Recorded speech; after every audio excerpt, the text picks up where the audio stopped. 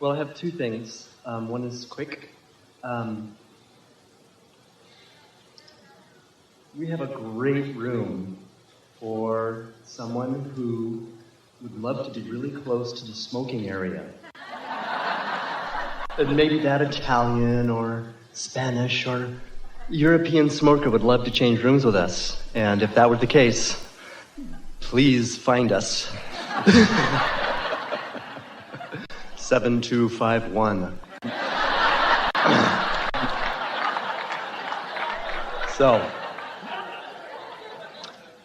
So that sounded pretty good. You're smiling, presented it in a positive sounding way. So you're having a knee-jerk response to something that you don't like. And it really feels like the conditions need to change in order for you to find your adjustment. Because it feels like that smoke is invading your space. The wind currents are such that, does it come right into your cabin? I would say no. My wife is the one who's really sensitive to it. And she wants to be out in the Mediterranean, you know, the beautiful fresh air. Fresh air.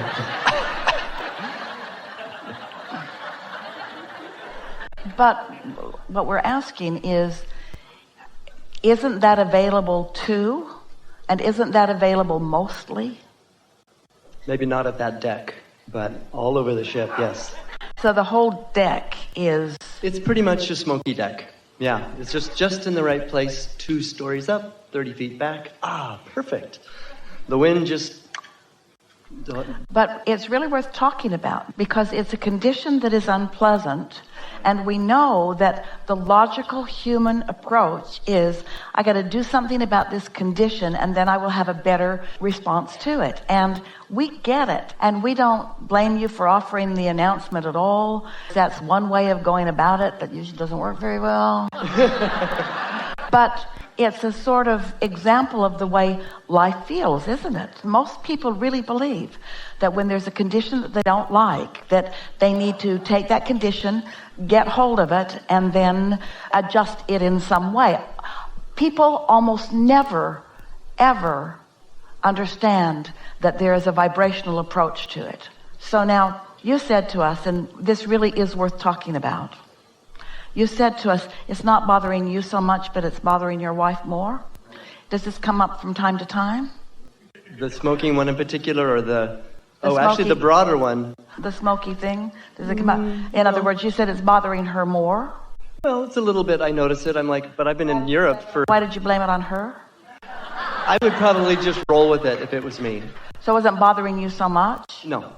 And it's bothering her more? A lot. Bothering her a lot. Yeah. Bothering her a lot. And so, do you think that this is the first bother of this she's ever had, or has she had that bother in her vibration before she got here? That's an old vibration bother. And so, wasn't it sort of a perfect match for you all to end up on that deck? The things that bother you most are all around you because you think about them so much. And so the key really, and we are sympathetic to the situation, we really are, but we think there's something really worth talking about here because humans are so hands-on. You want to hit things so head-on, and it doesn't really occur to anyone to say, okay, and this is the thing that we really want you to hear, and it is so valuable that we're having this conversation.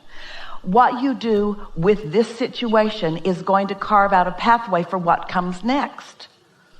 So if you make a big deal, if you find reasons to be really unhappy, if you focus upon this in the scheme of so many other things, if you don't find a way to make yourself happy, even within the framework of what you're living, but instead take that thing and decide to push against that, then you're setting up the next cruise and the next cruise and the next this and the next this and the next this. It's what you do now about the things that bother you that cause them to keep coming. Or it's what you do now about the things that bother you that cause them to become less and less frequent. It's just the way it always is, you see. Don't you like knowing that? Now, we wouldn't spend any time, really, if we were any of you who were in the process of attracting something that you don't want. And it's certainly easy to blame others, blame the smokers, or blame the ship, or blame whoever put you in the room. We get that too. But if you realize that it is your point of attraction, if you will accept that it is your point of attraction. A woman sat in the hot seat one day and she was really ready for us. She said, Abraham, I have a very important question for you. I was driving down the freeway not long ago and I was feeling really, really good. She said, in fact, I was listening to one of your recordings.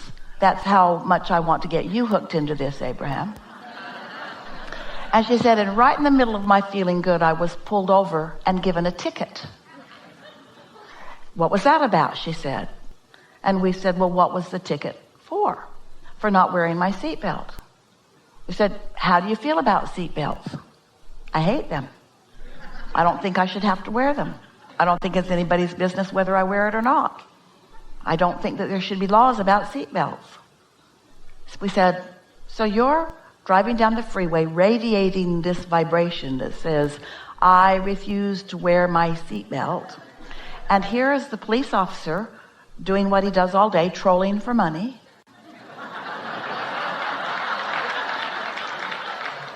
And there you are, the perfect vibrational match for one another.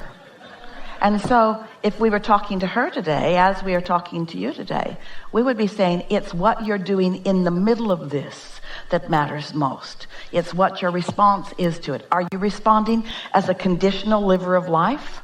In other words, I need this condition to change over which I really have no control before I can feel good, or I'm going to find a way to adjust my vibration anyway. I'm going to find a way of finding a vibration that will allow me more of what I do want rather than a vibration that prevents me from getting what I want.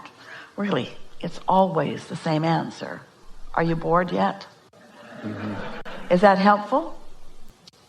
Always.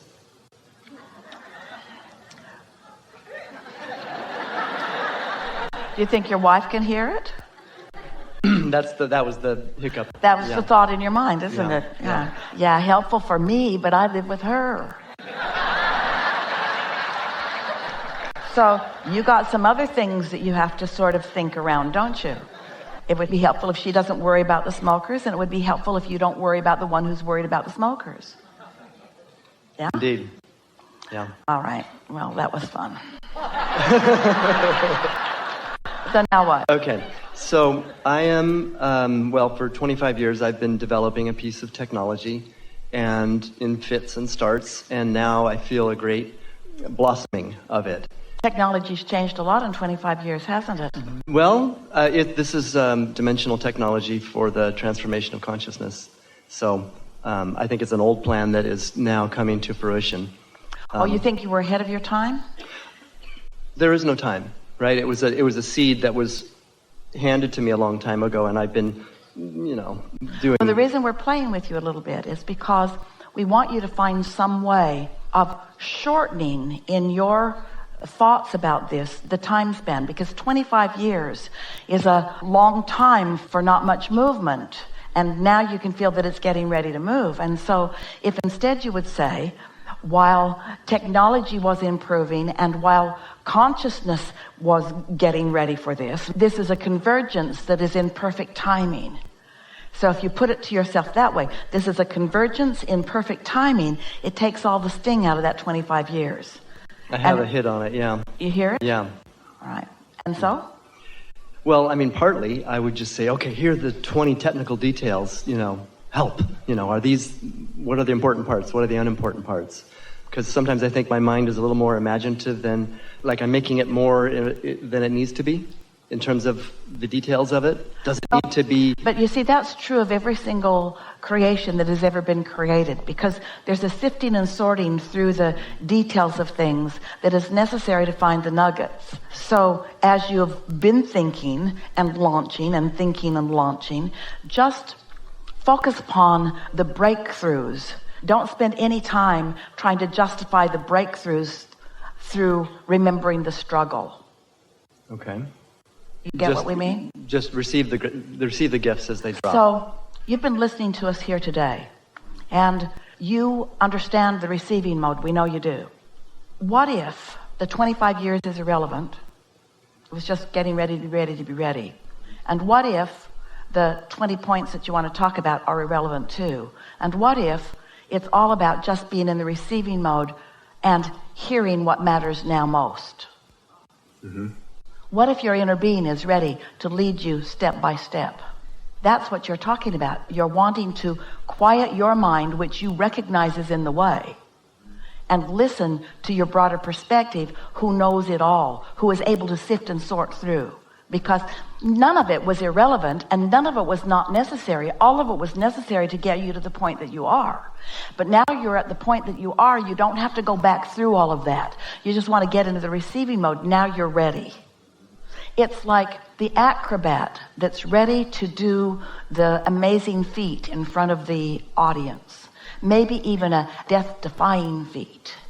And it really doesn't matter how many flips and handstands and all of that has gone before, because this person's not going to regurgitate all of that now. This person has conditioned themselves, as you have, to be ready for the reception of the now. Can you feel the parallel? Yeah, I can. Yeah, that's where you want to be. I'm afraid of not, nailing the landing.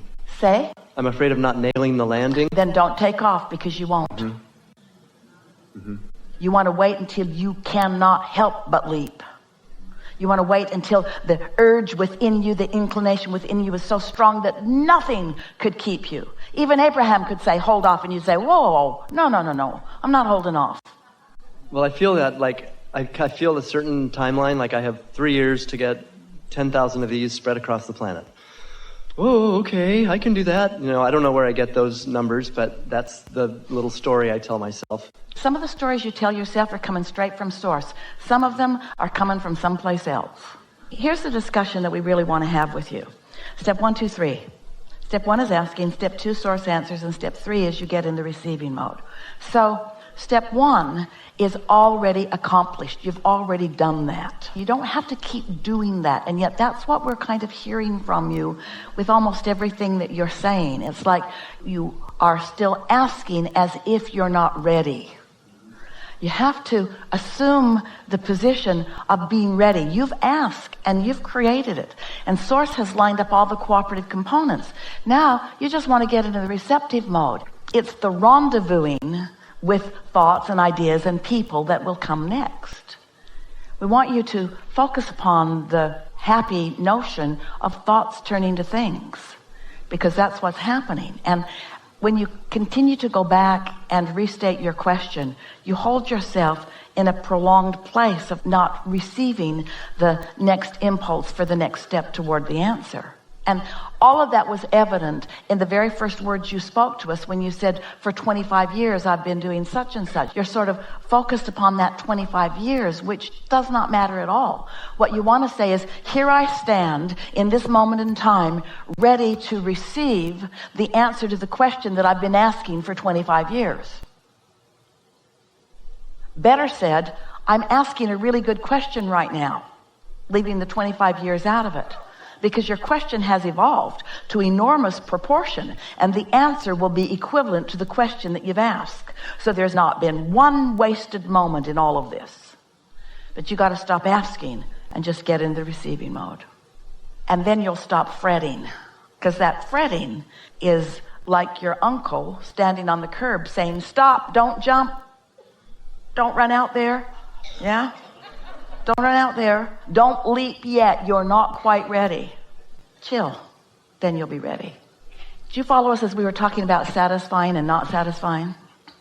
Yes. And so, of the conversation that we've had here today, everything that we've said could have been received by you, and you could have felt satisfying. Did you feel satisfied by much of what we said? Half, a third, a full third. And everything that you said was not satisfying.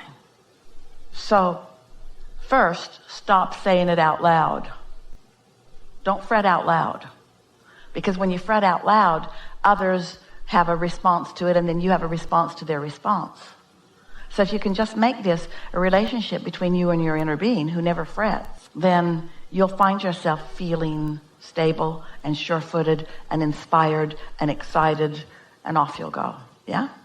Right. Enough? Enough.